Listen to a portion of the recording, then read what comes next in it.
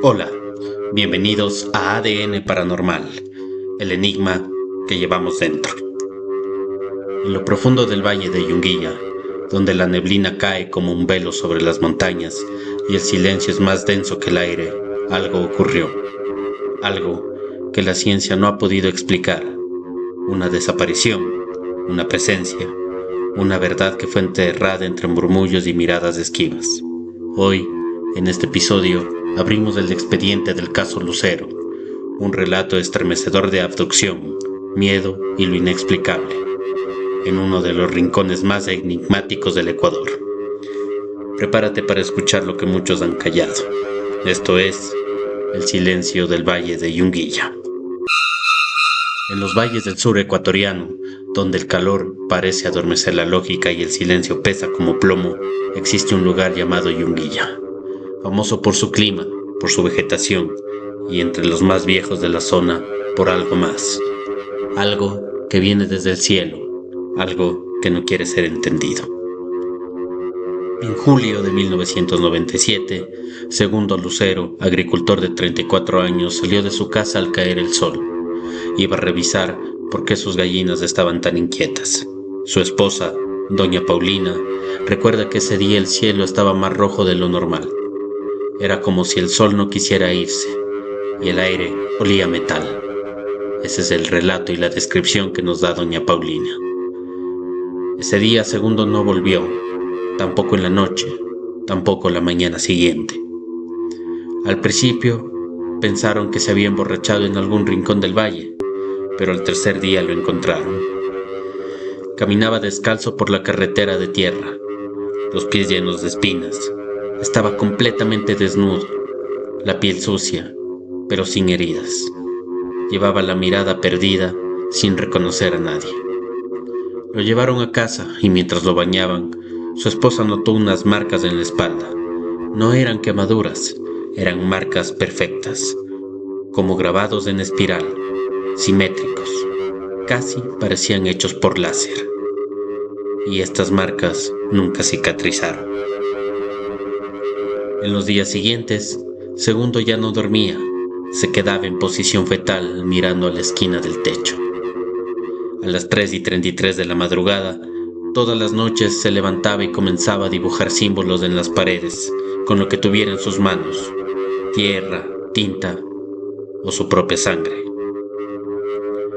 Uno de los símbolos coincidía exactamente con un patrón hallado en los archivos del proyecto Blue Book, proyecto militar estadounidense sobre ovnis. Los animales de la finca comenzaron a desaparecer de a poco. Las luces de la casa parpadeaban sin razón. Los celulares dejaban de funcionar. Un día, su esposa lo encontró en el techo, completamente erguido, mirando fijamente hacia el cielo, como esperando que regresaran por él. Lo llevaron al Hospital Vicente Corral Moscoso en Cuenca. El diagnóstico fue esquizofrenia paranoide con alucinaciones auditivas. Pero una enfermera, que pidió anonimato, escribió una carta al periódico local. El hombre no está loco, yo lo vi levitar, y lo que dijo no era español, ni quechua, ni nada humano. La grabación que intentó hacer esa noche quedó en silencio, solo un tono grave y continuo, como un eco metálico que hacía doler los dientes. Segundo murió en su habitación del hospital 6 meses después, de una hemorragia cerebral espontánea. Nunca se supo por qué. Fue enterrado en una colina al borde de Yunguilla. Nadie hasta ahora visita su tumba. Doña Paulina se fue del valle. Juró que cada año, el mismo día de su desaparición, un rectángulo de luz desciende sobre el campo y se oyen gritos metálicos en la noche. Algunos turistas lo han visto, otros simplemente lo niegan, pero los perros siempre huyen del lugar antes de que aparezca, y el cielo se vuelve rojo, otra vez. ¿Qué fue lo que sucedió realmente en Yunguilla? ¿Una abducción? ¿Un experimento? ¿O un mensaje que aún no comprendemos? ¿Fue un encuentro con lo desconocido? o simplemente una verdad demasiado incómoda para aceptar. Sea lo que sea, ellos regresan, siempre regresan. El caso Lucero sigue sin respuestas claras, pero el eco de su historia aún resuena entre los árboles del valle. Gracias por acompañarnos en este viaje por lo inexplicable. Si te estremeció esta historia, no olvides darle like, suscríbete, compártela. Y seguiremos para más casos que desafían la lógica y la verdad. Hasta la próxima, y recuerda, a veces el verdadero terror es el silencio. Esto fue ADN Paranormal, el enigma que llevamos dentro.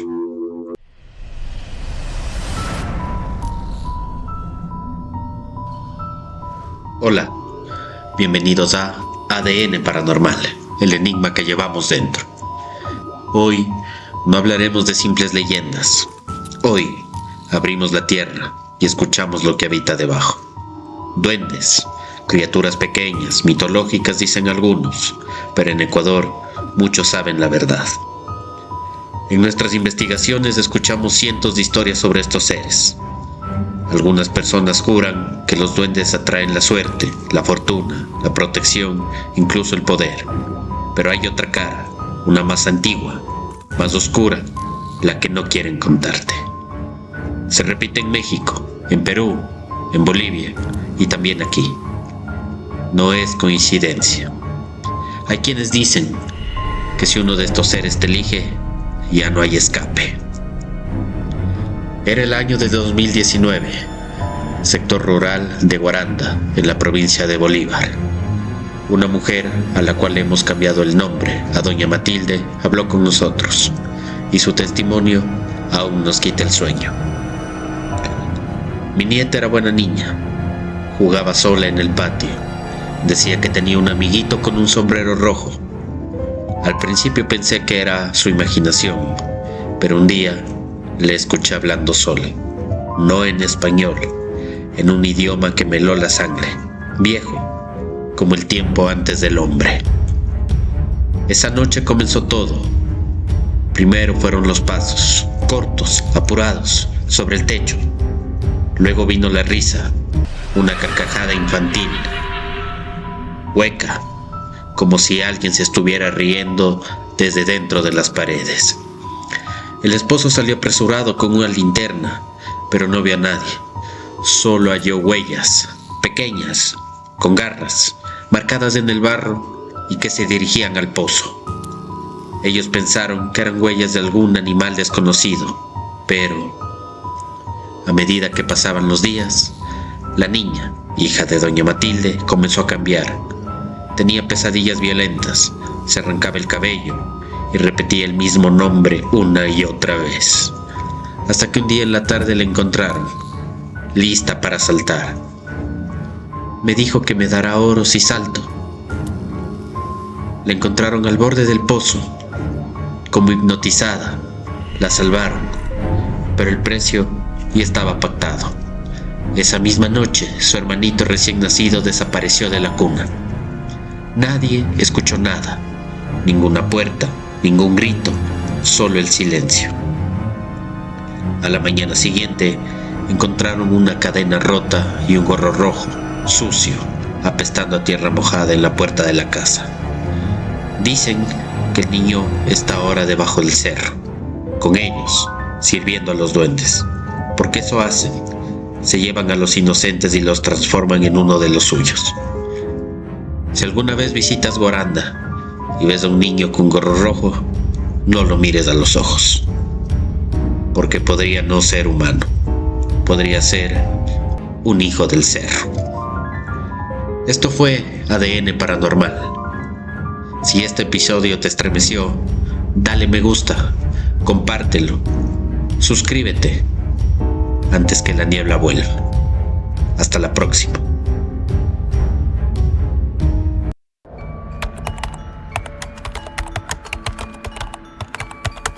Hola, bienvenidos a ADN Paranormal, el enigma que llevamos dentro. Prepárate, porque a partir de este momento, lo que estás a punto de escuchar podría cambiar la forma en la que miras la oscuridad.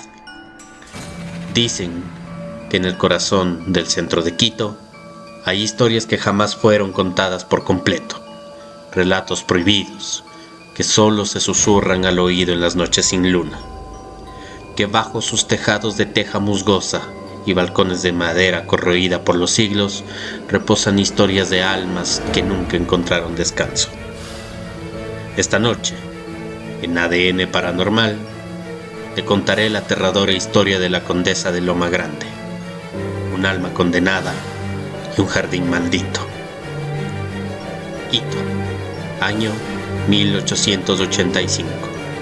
Entre las estrechas calles empedradas y casonas coloniales surgió un rumor sobre la llegada de una dama extranjera, una mujer de belleza inquietante, llegada de tierras lejanas, quien comenzó a asistir a las reuniones más exclusivas de la ciudad. Nadie sabía de dónde venía, pero todos la llamaban la condesa. Alta, de piel pálida como la cera, ojos verdes como jade antiguo, y una sonrisa que parecía prometer caricias del más allá. Cada viernes descendía de su carruaje para acudir a bailes y veladas en casas antiguas del centro histórico. Los hombres la cortejaban y varios desaparecieron sin dejar rastro. Los rumores crecieron. Algunos decían que la condesa practicaba rituales antiguos. Otros juraban haberla visto conversar con sombras en su jardín.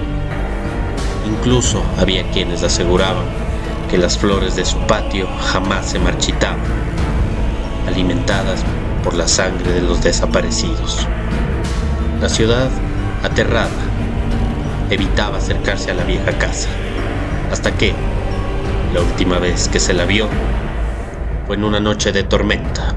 Un grito desgarrador quebró la calma de la madrugada. Los vecinos, armados de valor, fueron hasta aquella casa en la Loma Grande. Nadie respondió a sus llamados. Al ingresar, encontraron la casa vacía. La condesa había desaparecido. Al amanecer, un sacerdote bendijo la propiedad y ordenó excavar el jardín. Lo que encontraron heló la sangre de todos.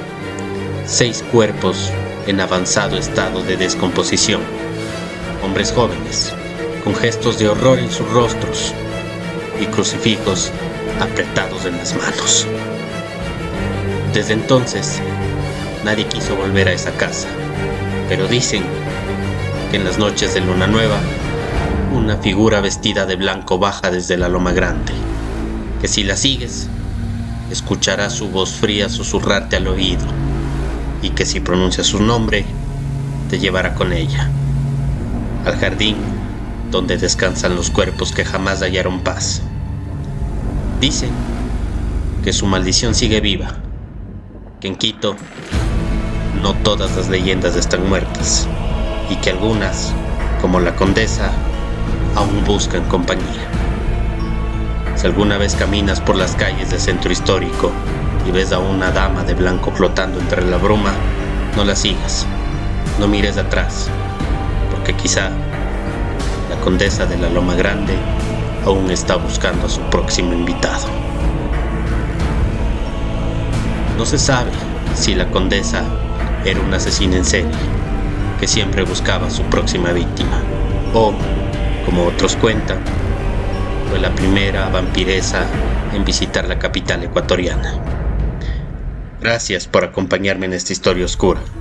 Recuerda que, en cada rincón, detrás de cada sombra, hay algo que espera ser descubierto.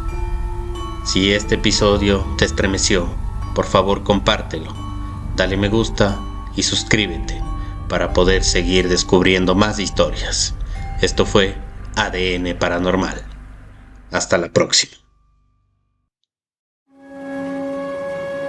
Hola, bienvenidos a ADN Paranormal, el enigma que llevamos dentro.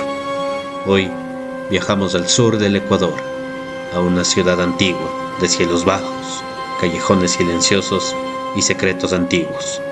Allí, en pleno corazón de Loja, se esconde una casa maldita, una casa que aún hoy se niega a ser habitada.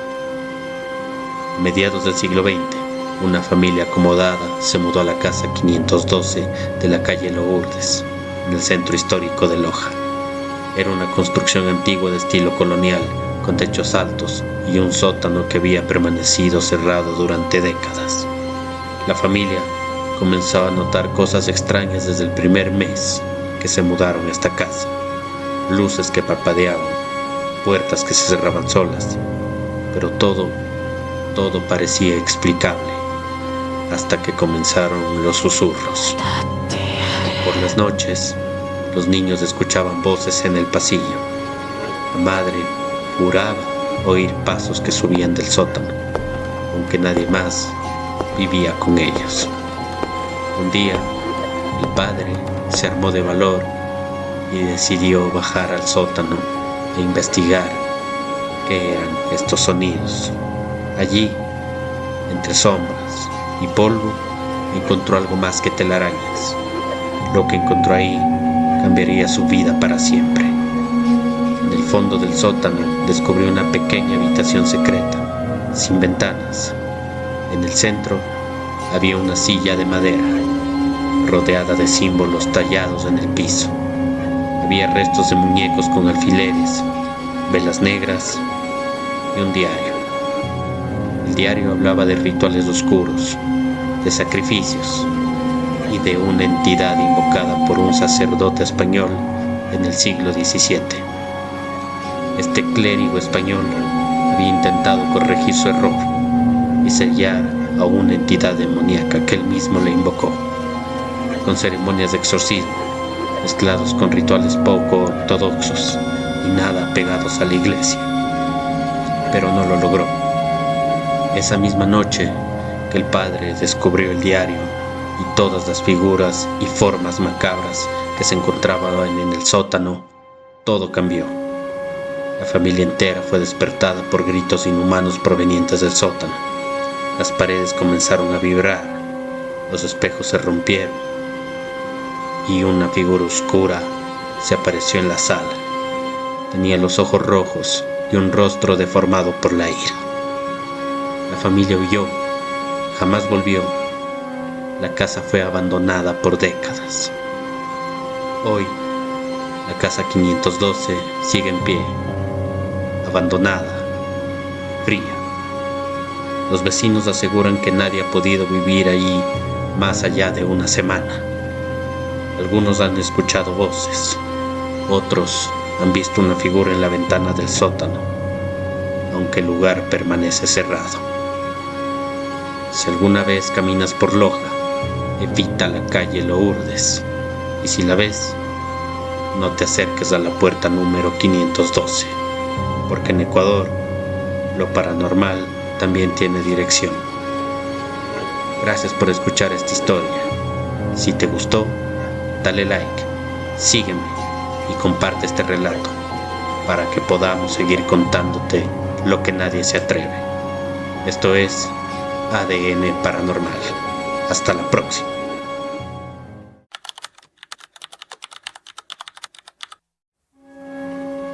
Ibarra, la ciudad blanca, conocida por su belleza arquitectónica, por su exquisita gastronomía y paisajes inolvidables. Tranquila en apariencia, pero marcada por siglos de fe y secretos enterrados. Sus calles empedradas guardan el eco de procesiones antiguas y sus iglesias coloniales esconden más que rezos. Es una ciudad de volcanes dormidos, conventos clausurados y un silencio que a veces grita desde adentro. En uno de esos templos, una joven monja vivió algo que fue callado por años. Un caso que ni la iglesia pudo enterrar del todo. Esta noche abrimos esas puertas. Bienvenidos a ADN Paranormal, el enigma que llevamos dentro. Hoy viajamos al norte del Ecuador, a una ciudad que parece detenida en el tiempo, Ibarra.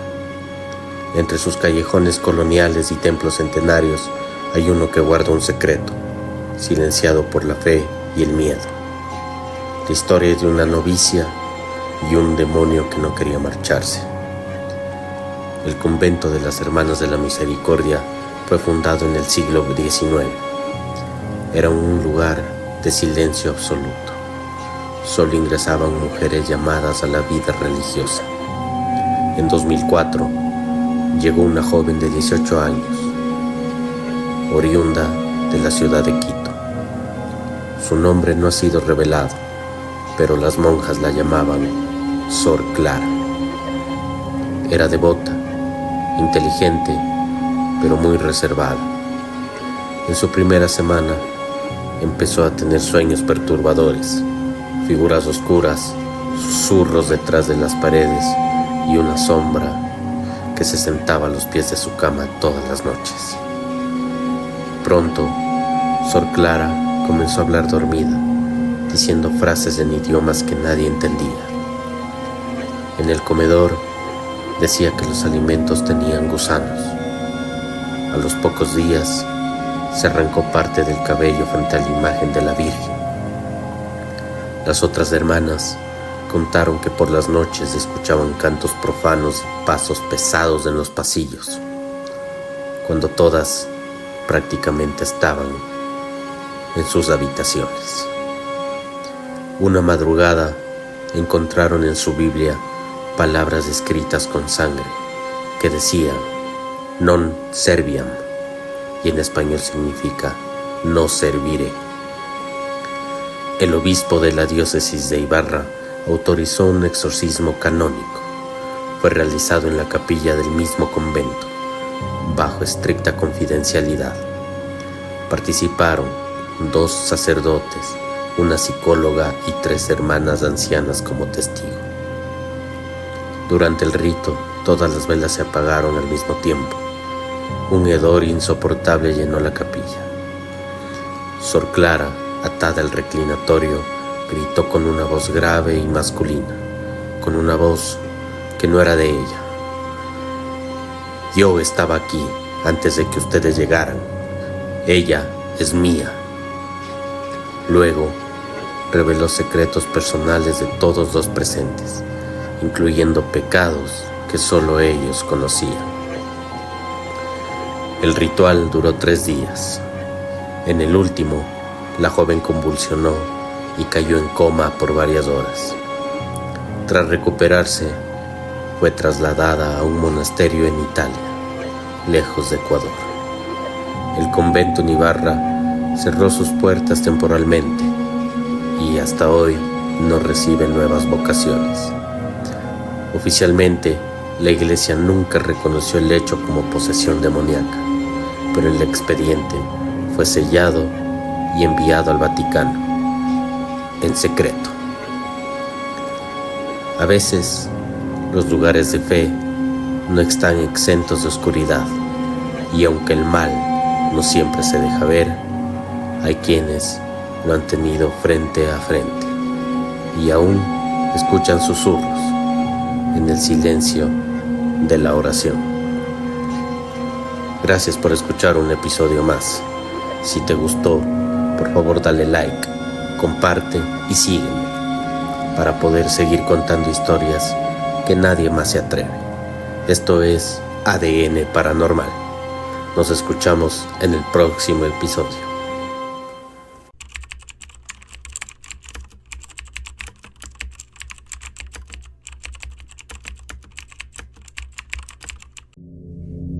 Hola, bienvenidos a ADN Paranormal, el enigma que llevamos dentro. Hoy viajaremos al centro del país, a la ciudad de Ambato, una urbe de clima templado, de gente amable y de rumores que se arrastran como sombras entre las aulas antiguas. En el corazón de la ciudad se alza una institución vieja, silenciosa, el Colegio Nacional Bolívar. Quienes han pasado por ahí saben que hay rincones donde el tiempo parece detenerse, pasillos donde el frío es constante, salones donde, sin razón, la electricidad falla y un eco extraño responde, incluso sin nos dicho nada. Fue allí, hace más de 20 años, cuando un grupo de adolescentes cometió un error que marcaría sus vidas para siempre. Eran 5, jóvenes como cualquier otro, curiosos, bromistas, desafiantes.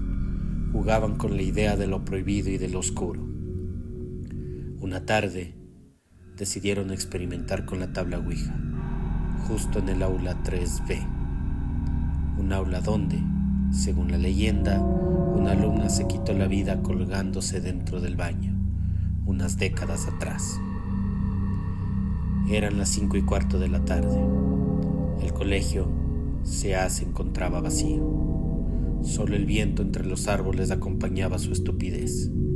Improvisaron la tabla en una cartulina, dibujaron las letras con marcador y colocaron una moneda en el centro. Únicamente y solo por diversión, decían. Pero la diversión no tardó en mutar en horror. Apenas invocaron el espíritu, el ambiente cambió. La luz del salón se tornó opaca. El aire espeso, como si algo invisible lo rodeara. La moneda comenzó a moverse por sí sola, primero con lentitud y luego con una fuerza que helaba la sangre. Decía su nombre, Ana, la misma Ana del rumor, la del baño. Sí, la del suicidio. Y entonces, el silencio. Tan absoluto, tan denso, que el menor suspiro retumbaba como un grito. Un tubo fluorescente que estaba en el aula explotó en lo alto. Vidrios cayeron sobre el piso. Una ráfaga de aire helado cerró la puerta de un golpe, y una de las chicas del grupo, Diana, cayó de rodillas. Sus ojos se pusieron en blanco. Empezó a murmurar palabras en un idioma que nadie entendía. Y luego se rió, una risa seca, ajena a ella, como si otra boca usara su cuerpo. No pudieron hacer nada, solo huyeron, gritando, llorando, y lo más grave, olvidando cerrar el portal. Y desde entonces, nada volvió a ser normal. Diana comenzó a cambiar. Al principio solo estaba distante, pero luego llegó a clases con moretones inexplicables en su cuerpo. Decía que ya no podía dormir, que alguien la observaba desde el techo de su habitación. Sus cuadernos aparecían llenos de símbolos, dibujos de ojos sin pupilas y frases que pedían ayuda, pero estaban escritas al revés. Una mañana, mientras la profesora dictaba su clase, Diana se puso de pie y mirando al rincón más oscuro del aula susurró: «Ya no quiero jugar». Y entonces la pizarra se partió en dos. Los padres la llevaron a psicólogos, luego a una iglesia y por último a una curandera. Cada uno decía algo distinto, pero todos coincidían en lo mismo: Diana ya no estaba sola. Desde entonces, el aula 3B fue cerrada, pero los vigilantes del colegio aún hoy aseguran escuchar, justo a las 5:15 de la tarde, pasos, risas y una moneda deslizándose por el suelo. Porque cuando se juega con la Ouija, no se abre una simple puerta, se rompe un muro y a veces lo que entra no quiere salir. Gracias por escuchar este episodio. Si te gustó, por favor, dale like, comparte y sígueme para poder seguir contando las historias que nadie se atreve. Nos escuchamos en el próximo episodio. Hasta la próxima. Esto es ADN Paranormal.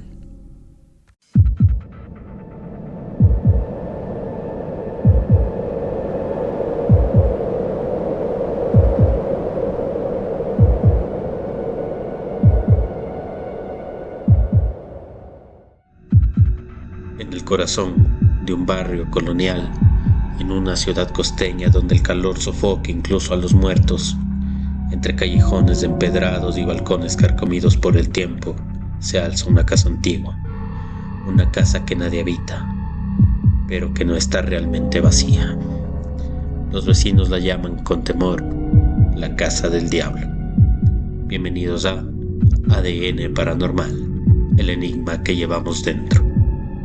Hoy viajaremos a la costa ecuatoriana, a nuestra perla del Pacífico, Guayaquil, y ahí conocerás el caso más oscuro del barrio Las Peñas. Año 1943.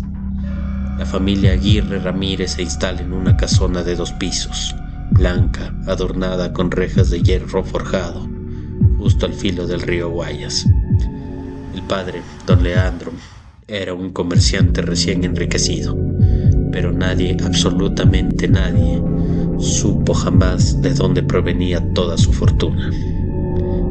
La casa se llenó de pronto de muchos lujos, muebles traídos de Europa, candelabros de cristal, vino importado, y cada fin de semana, fiestas, risas, música, invitados desconocidos, gente extraña, de aspecto pálido, de mirada vacía, que entraba de noche y desaparecía antes del amanecer. Hasta que una madrugada de octubre, los gritos desgarraron el silencio. Vecinos de esa época aseguraban que duraron más de 30 minutos, pero nadie se atrevió a tocar la puerta. Don Leandro fue hallado en el salón. Su rostro estaba completamente desfigurado por el terror. Tenía los ojos totalmente abiertos, inyectados de sangre, y las manos levantadas, como si hubiera intentado defenderse de algo que no estaba ahí. 2 días después, su esposa Mercedes apareció muerta, recostada en su cama. No había signos de violencia, pero su boca estaba estirada en una sonrisa imposible, una mueca rota, como si hubiera reído hasta morir. Cuando la policía inspeccionó la casa, descubrió algo oculto tras una trampilla bajo la escalera. Era un sótano, con olor a cera quemada y carne podrida. En el centro, un altar pagano, con símbolos satánicos grabados en el suelo, velas negras que aún humeaban, y una cruz invertida en madera, recubierta con piel humana. Sí, humana, según el informe forense de esa época. Un sacerdote fue llamado de urgencia. Apenas entró, se detuvo, miró a los ojos del oficial a cargo y en voz baja le dijo: aquí se selló un pacto que no fue cumplido. Salió de la casa sin terminar la bendición. Nunca volvió. Desde entonces, nadie que vivió allí sobrevivió sin dejar algo atrás. Un joven estudiante que rentó un cuarto en los años 60 se arrojó del 2º piso en plena noche y antes de caer gritó: que se calle la voz del fuego, que se calle.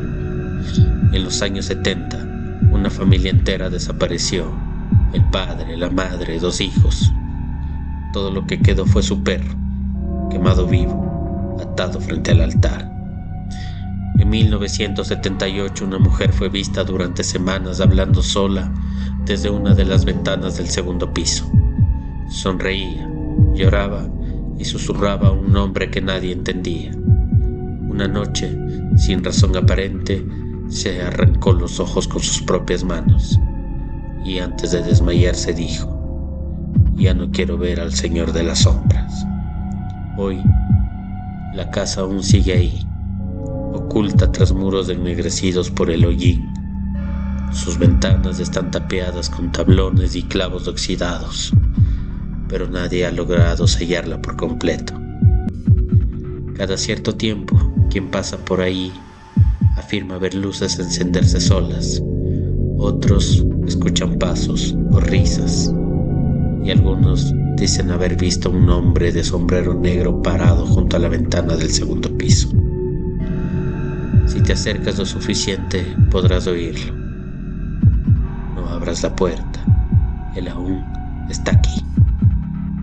Esto no es solo una leyenda.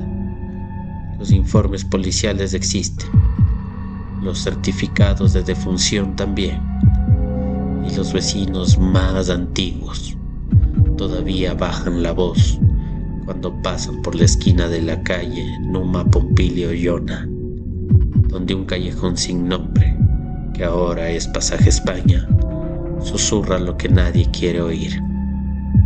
Ve si tú quieres. Mira con tus propios ojos. Pero mi consejo es que no entres, porque los que entran ya no vuelven a ser los mismos. Si te gustó esta historia, por favor dale like, comparte, sígueme, comenta, para poder seguir contándote las historias que nadie más se atreve. Esto es ADN Paranormal. Hasta la próxima.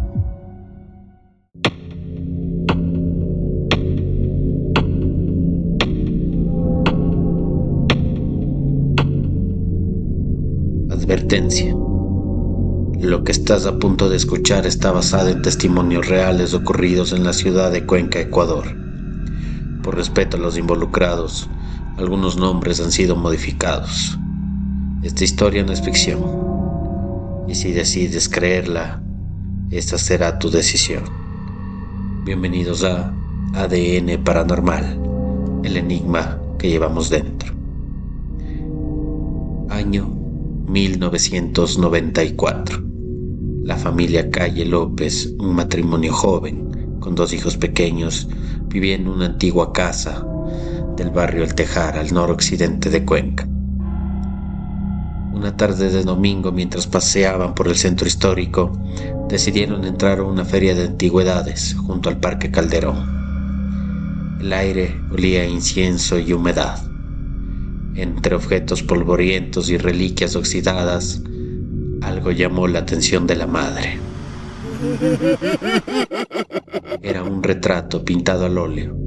Mostraba a un niño de unos 8 años, vestido con ropas blancas antiguas. Estaba sentado junto a una muñeca de porcelana de ojos vidriosos. La expresión del niño era penetrante, demasiado real para un lienzo. El vendedor, un anciano de mirada esquiva, murmuró: este cuadro perteneció a una familia importante de Cuenca. Todos desaparecieron hace muchos años, restándole importancia. La familia adquirió este cuadro, y a los primeros días todo fue normal, pero al pasar la primera semana, la casa comenzó a respirar distinto. Se escuchaban pasos en el piso de arriba, incluso cuando todos estaban en la planta baja. Los juguetes del hijo menor aparecían esparcidos por la casa, y lo más inquietante, la muñeca del cuadro parecía cambiar de postura cada noche. Una madrugada, la madre despertó sobresaltada. Lo vi. Vi al niño del cuadro. Estaba parado al pie de nuestra cama. No tenía ojos, eran huecos. El hijo menor, de apenas 4 años, empezó a hablar con alguien invisible. Lo llamaba Julián. Decía que vivía dentro del cuadro. Su comportamiento cambió drásticamente. Se volvió agresivo, se hacía daño y comenzó a hablar en una lengua desconocida, gutural, extraña, como si una presencia ajena hablara a través de él. El padre dijo: lo encontramos un día sentado en el piso. Estaba masticando vidrios, tenía sangre en la boca y sonreía como si nada pasara. Aterrados, acudieron a un sacerdote del barrio Totoracocha. Este sacerdote llegó a su casa. Apenas cruzó el umbral de la casa, el aire se volvió denso, helado. Cuando se acercó al cuadro y lo vio, una fuerza invisible lo arrojó contra la pared. Esa misma noche, el cura realizó un exorcismo. La casa crujía como si algo intentara liberarse desde dentro. Las paredes sangraban. El niño vomitó sangre mezclada con tierra negra. El retrato fue arrojado a una fogata en un terreno baldío. Pero al siguiente día, al amanecer, la madre dijo: Está otra vez en la sala. Dios mío, volvió colgado en la pared, como si nadie o nada lo hubiera movido de su sitio. La familia abandonó Cuenca esa misma semana. Vendieron la casa. El nuevo propietario murió de un infarto días después de mudarse. Del cuadro nunca más se supo públicamente, pero algunos vecinos aseguran que aún permanece en el mismo sitio, cubierto con una manta roja, colgado donde siempre estuvo. ¿Fue un espíritu atrapado en el óleo? ¿Fue una entidad demoníaca? ¿O simplemente una maldición olvidada entre las montañas de Cuenca? Esto lo dejamos a tu criterio. Gracias por escuchar esta historia. Si te estremeció, comparte, dale like, comenta y sígueme, porque hay historias que nadie más se atreve a contar. Esto es ADN Paranormal. Nos vemos en el próximo episodio.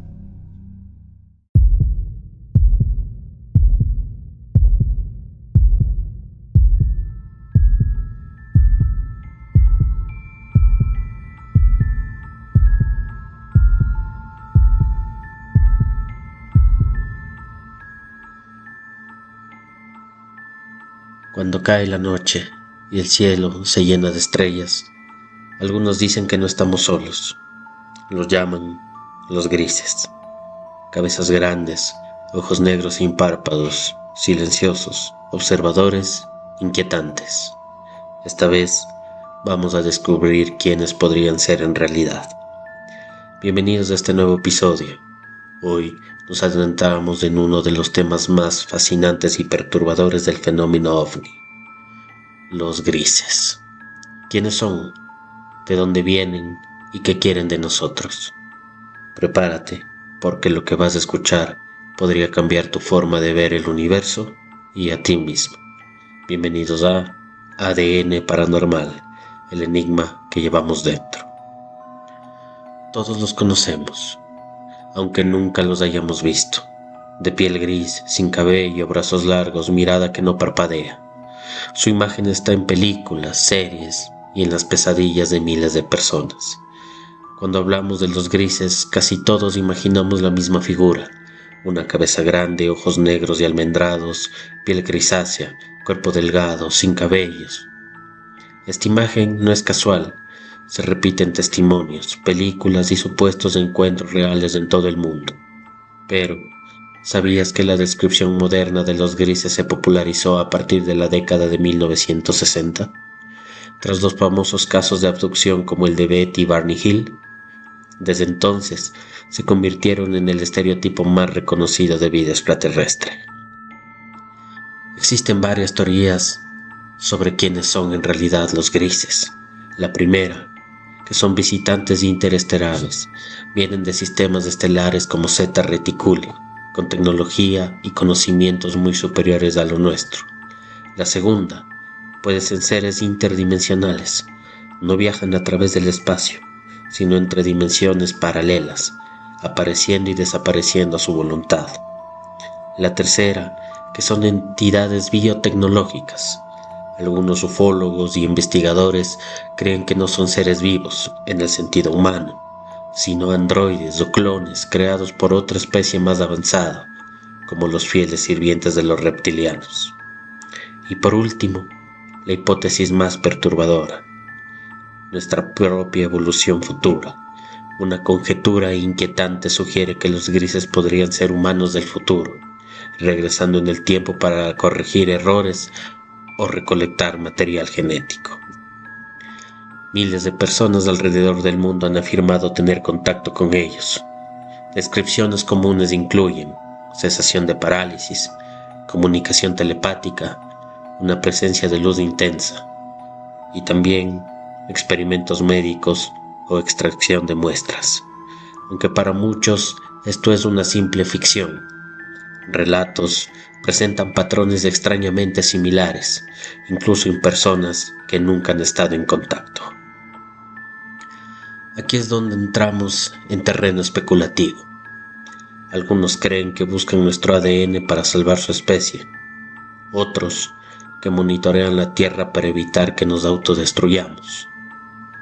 Las teorías más oscuras hablan de control mental y manipulación silenciosa de la humanidad.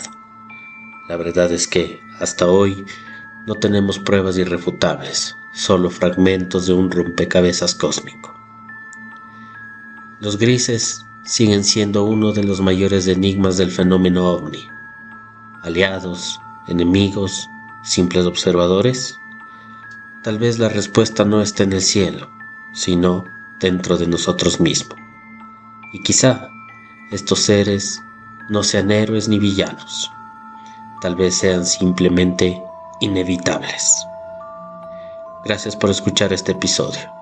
Si te gustó, por favor sígueme, dale like y comparte para seguir narrando más misterios del universo. Recuerda, la próxima vez que veas al cielo, puede que alguien ya te esté observando.